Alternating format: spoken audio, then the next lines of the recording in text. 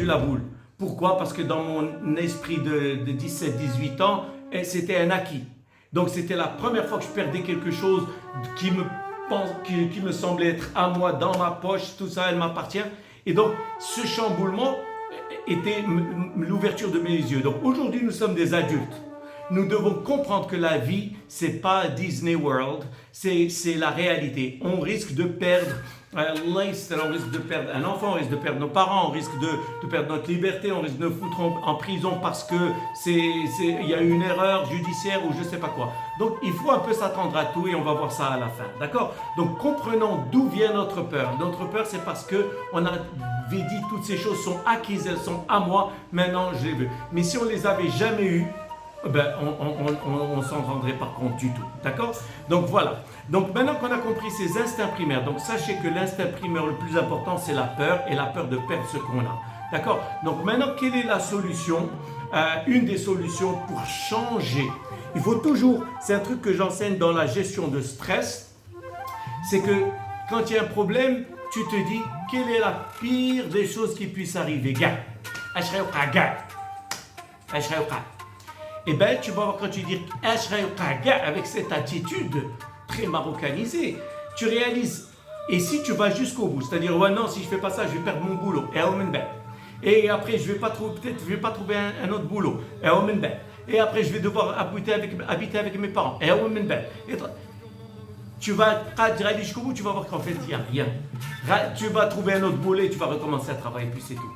Là, on empire les choses qu'on ne sait pas et on veut se convaincre que ça risque d'aller au pire. Hein? C'est ce qu'on appelle en anglais slippery slope. On appelle ça slippery slope en psychologie. Toi, si tu ne fais pas attention à ton boss, il va te foutre dehors, tu ne vas pas trouver de boulot, après tu vas te retrouver dans la rue, donc tu vas devenir SDF. Donc, on invente des choses catastrophiques. Mais en fait, en réalité, c'est que rien de tout ça ne va arriver. La vraie possibilité, la potentialité, c'est que le monde va stagner pendant un moment, on va apprendre des choses, on va en profiter pour apprendre des choses, et les choses vont revenir à la normale dans un an ou deux, ou je ne sais pas quoi, mais on en aura tiré des leçons. Pourquoi? Parce que de toute façon, c'est ça l'âge adulte. On ne doit pas se comporter comme des enfants. Nous sommes des adultes. La vie est là et la vie n'est pas parfaite. Elle a beaucoup de problèmes. Donc, quand tu accueilles les problèmes, tu dis qu'est-ce que je vais apprendre de ce problème?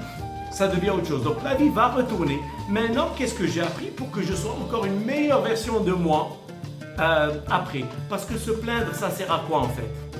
À rien du tout.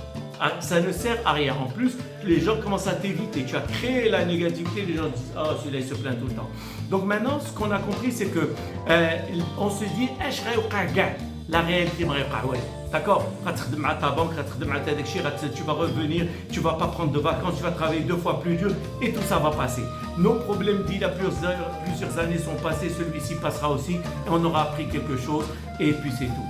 D'accord? Donc, il faut aussi noter que avec les pires scénarios qu'on invente, jamais on crée, je crois que c'est Hippocrate, on souffre plus dans l'imagination que dans la réalité. Imaginer, et après en fait, et je crois que c'est Épictète, c'est que celui qui se fait du souci avant que ce ne soit nécessaire, se fait plus de soucis qu'il n'est nécessaire. Les généraux c'est avant, pendant et après. Je suis là aujourd'hui, je vais faire le meilleur pour en sortir le meilleur. C'est tout ce qui est entre mes mains. D'accord? Dans la philosophie stoïcienne, il y a 2 choses dans la vie. Il y a ce qui dépend de moi et ce qui ne dépend pas de moi. Donc, ce qui dépend de moi, je fais 100%.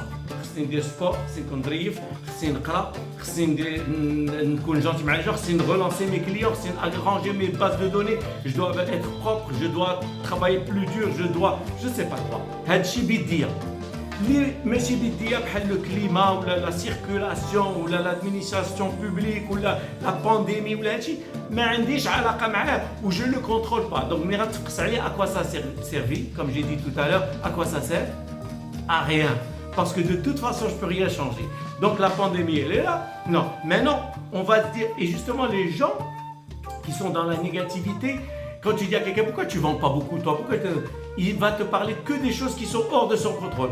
Parce que les gens de cette ville sont méchants, parce que les Marocains sont difficiles, parce que les prix sont hauts, parce que, je dis n'importe quoi, parce qu'il n'y a pas de disponibilité, parce qu'il n'y a pas assez de trafic, parce que. On ne parle que des choses qui sont hors de notre contrôle.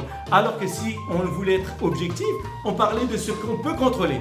Et je vais te dire, en fait, je ne réussis pas parce que je ne suis pas gentil, je ne relance pas, je ne suis pas organisé, je ne travaille pas, je ne fais pas de sport, je ne connais pas mon métier, je dis n'importe quoi. Donc, oublions tout ce qu'on ne peut pas faire.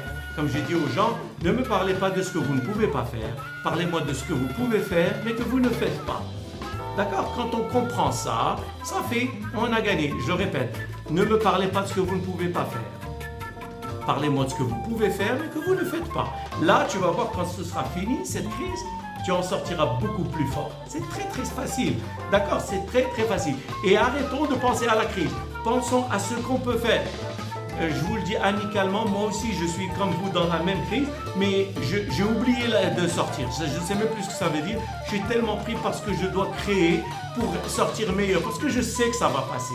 Et donc, comme on dit dans la motivation, les meilleures choses ne sont pas obtenues par la force, elles sont obtenues par la persévérance. Donc, on doit persévérer, on continue. Et quand tout ça sera fini, on sera beaucoup plus avancé. D'accord? Donc, on comprend ça. Donc, il y a d'autres solutions.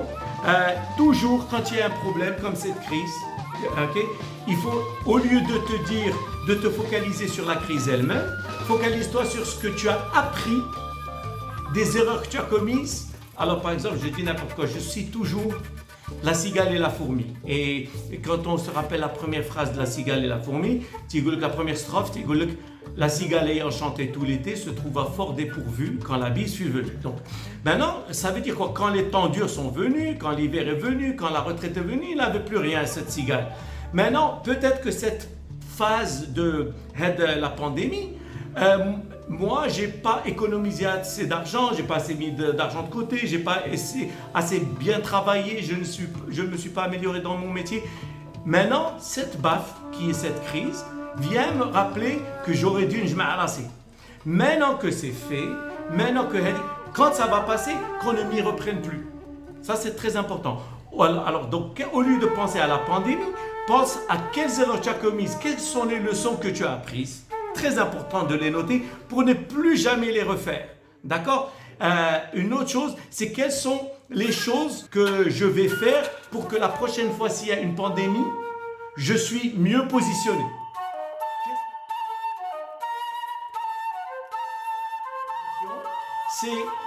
Je vais parler de mon livre et c'est pas pour essayer de vous le vendre, mais c'est qu'il a aidé beaucoup de gens. Je ne sais pas si vous arrivez à le voir.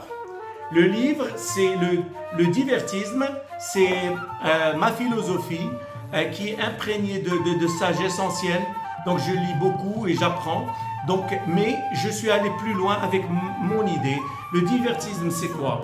Il y a un peu de stoïcisme dedans, d'accord? Donc qu'est-ce qui dépend de moi, qu'est-ce qui ne dépend pas de moi? Si ça dépend de moi, j'en ai rien à foutre. Ça parle un peu de nihilisme, et d'existentialisme, c'est que la vie n'a pas de sens, mais c'est moi qui lui donne un sens, d'accord? Et on va voir comment. On va voir l'importance de l'objectivité et du pessimisme. Le pessimisme, ce n'est pas la négativité.